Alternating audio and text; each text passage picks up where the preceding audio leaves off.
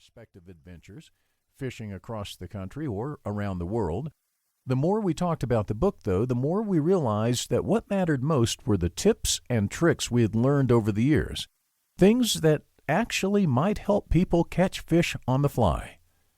With Charlie's insights from having traveled the world and rubbed shoulders with icons of the sport like Lefty Kreh and Lee Wulff, and with the many ideas I'd gotten from my wild field and stream adventures, fishing with top guides from Alaska to Tierra del Fuego, we figured we could put together a book like nothing else on the market.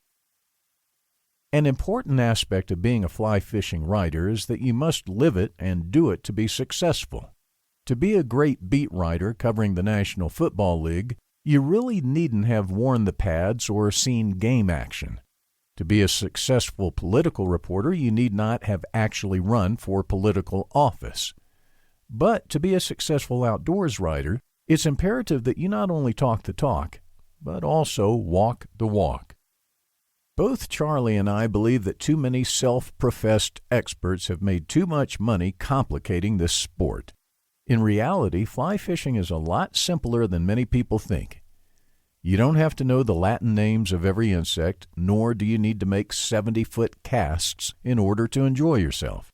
The true path to enjoying fly fishing lies in every angler's spirit. Years ago, I fancied myself a golfer, and I subscribed to the golf magazines, took lessons, and did everything I could to knock a few strokes off my game. Ultimately, I found Harvey Penick's Little Red Book on Golf to be a great resource.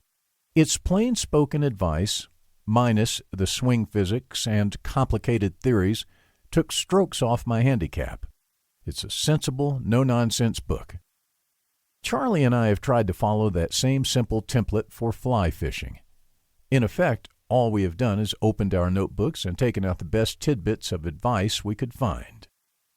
This book is by no means meant to be the ultimate treatise on the rights and wrongs of fly fishing. There are too many of those already, and, frankly, the more you fish, the more you realize there are no true rights and wrongs. It isn't meant to be a straight-up textbook either. All it is a collection of straight advice drawn from both of our notebooks, which really exist, intended to help you catch fish on the fly. To be clear, we've ended every entry with a KD or CM, so you will know the source. In some cases, my tips may seem very similar to Charlie's. We elected to run both anyway, as there are usually mild differences or extra tips in these situations. But in the end, we speak with the same voice and have the same convictions, ones that we believe transcend generations. In the end, we also share a single purpose: to help you catch more trout. And maybe, just maybe, you'll feel compelled to start your own notebook with tips, tactics, and stories that future generations will be able to enjoy. Kirk, Deeter, September 2009. A few weeks after making final edits to our manuscript for the Little Red Book of Fly Fishing, my friend and partner, Charlie Meyers, died from non-smoker's lung cancer.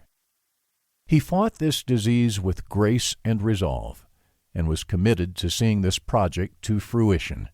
Anyone who knew Charlie will agree that his words in this book will ultimately represent only a tiny fraction of his great legacy. The fact that I got to work with and learn from Charlie Meyers was one of my life's greatest blessings.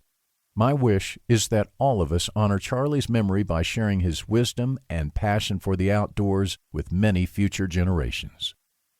Kirk, Deeter, January 2010. Part 1. The Cast. 45 tips to help you cast straighter, longer, and more accurately. There is no such thing as the perfect cast. There are only casts that catch fish and casts that do not. In trout fishing, how your cast takes shape doesn't really matter as much as presentation, reading water, and fly selection. The opposite is true in saltwater fly fishing, where the cast is critical. I've often thought that saltwater fly fishing and trout fly fishing are two entirely different sports played with the same basic equipment. You may have heard the golf adage, you drive for show and putt for dough. The same